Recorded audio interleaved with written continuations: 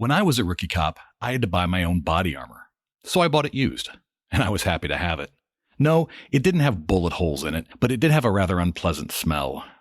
Gaston Glock created perfection when he made the Glock pistol, not because it works any better than any other quality handgun, but because he learned how to make it cheaper than anyone else. Equipment that officers wear, carry, and use are usually based on one important thing: lowest government bidder.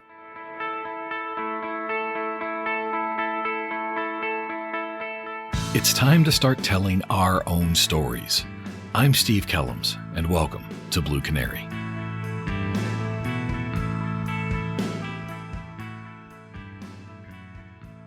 All the small things we tend to take for granted. People look at the uniforms police wear and just assume that the department purchased everything for them. Uniform shirts and pants, gun belt, handcuffs, gun, magazines, ammunition, radio, badge. The list goes on and on. All those small things add up. Some departments have the resources and budget to purchase everything for their officers. When you get hired, it's almost like Christmas Day with packages just waiting to be opened. Generally, the new officer will get 3 pair of pants, 3 short sleeve shirts, 3 long sleeve shirts, body armor, boots, a winter jacket, a rain jacket, a lightweight jacket, numerous pins and buttons for the uniform shirt, a gun belt, handcuffs with a cuff case, a holster, a gun, magazines for the gun and magazine holders, pepper spray and pepper spray holster, baton, flashlight, radio holder and radio. Those things add up quickly, and before you know it, you've spent over $5,000 just on what the officer will wear. Those of you working at a department that is well funded need to be very thankful for that, because many places don't provide all the necessary equipment for their officers. In fact, many cops end up paying out of pocket for necessary survival gear. The first ugly truth most officers learn is that everything they're issued is used, from uniform pants and shirts to guns and everything in between. If a department can get away with reissuing an item, they do it. Christmas Day takes a rough turn when the gun you've been issued has rust down the side of it, and the flashlight they gave you only works when you bang it against your leg. By the time you hit the streets and realize that your life depends on your equipment working, you start saving up to buy your own stuff. Shouldn't a department be responsible for the equipment needs of its employees? Shouldn't a department care that their officers are going to work with defective equipment? Sure, but don't forget the most important factor in government purchasing: lowest government bidder. We've already talked at length about police funding, or the lack thereof, in this podcast. Remember that 90% of police budgets are in staffing, which leaves only 10% for everything else. That includes equipment. When departments have to purchase equipment for employees, especially wear items like clothing, guns, and radios, they run out of money very quickly. In order to offset this, they reuse, or in some cases, don't even provide it at all. Many small agencies across the country don't provide the basic equipment to their officers. Officers have to provide, with their own money, everything from uniforms to pistols. On the Honolulu, Hawaii Police Department, officers have to provide their own police cars. Seriously, HPD policy says an officer who accepts an assignment or transfer from a non-motorized position to a motorized position or police executive position shall purchase a vehicle that meets the standards of the department. An officer who accepts an assignment or transfer from a non-motorized position to a motorized position or police executive position for which an automobile allowance is prescribed shall be responsible for the maintenance of the subsidized vehicle. And finally, an officer who is unable to maintain a police subsidized vehicle shall be subject to reassignment or transfer to a non-motorized position. Thankfully, most officers don't have to pay for their own police car, but having to buy up to $5,000 worth of clothing and equipment just to show up to work is a bit much. So officers end up purchasing substandard items because that's all they can afford. Or in my case, used body armor. I was lucky enough to work at a department that tried very hard to provide all the necessary equipment for the officers, but even then, there were several items that were reissued. Guns, gas masks, batons, and riot gear were always recycled for the next officer's use. The problems of officers not being issued all the necessary safety equipment became evident in 2020 during the COVID-19 pandemic. During the early days of the pandemic, PPE, or personal protective equipment, became a hot topic for the media and government officials. Discussions of not having enough PPE and what should or shouldn't be used dominated the news. As cops, the idea of PPE had always been on our minds, but that was typically as far as it got. First of all, the departments didn't provide any PPE. Masks were unheard of prior to COVID-19, and we borrowed rubber gloves from the ambulance service.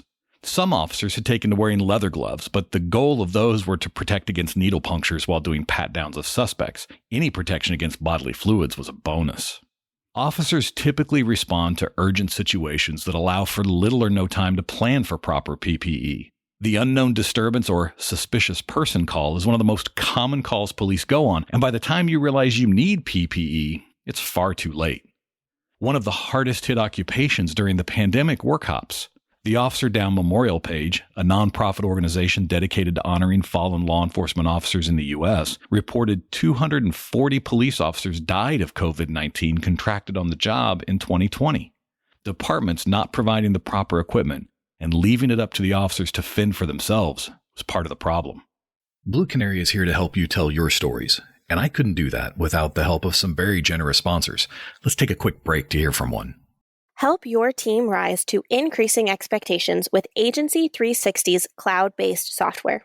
Whether it is for the training of new employees or annual performance evaluations, Agency 360 can help trainers and supervisors streamline documentation, create consistency, and communicate clearly. Help retention by setting the tone and culture early with Agency 360. Learn more at agency360.com. That's AGENCY 360.com. One area that officers and departments alike used to help equip employees with the necessary items to do the job was the DRMO program. DRMO stands for Defense Reutilization Marketing Office. When the United States military wanted to get rid of something, they sent it to the DRMO. Military units that had broken or defective equipment, or were issued too many of an item, or maybe just didn't need it anymore, shipped those items to the DRMO for them to dispose of. These items included everything from air conditioners and uniforms to vehicles, computers, and weapons. That property is first offered for reuse within the Defense Department. Then it's transferred to other federal agencies, and whatever's left over is donated to state or local governments.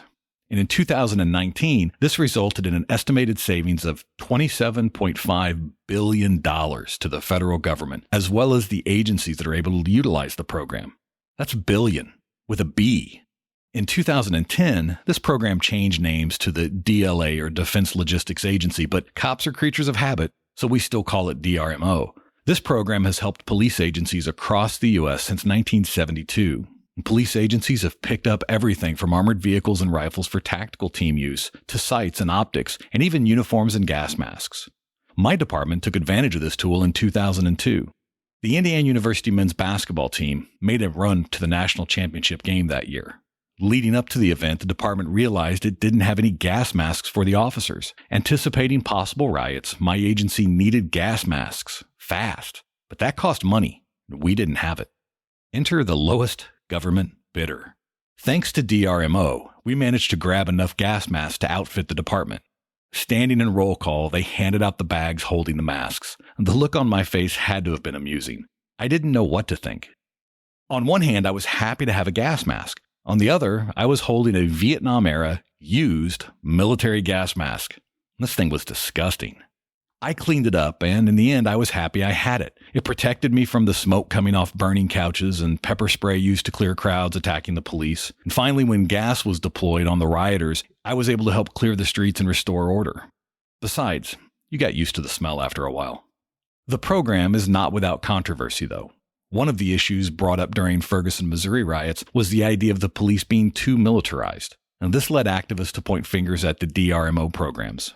Many agencies, in response to this criticism, stopped using the program, but they didn't get funding to supply the items in a traditional manner. They just stopped supplying them. Period.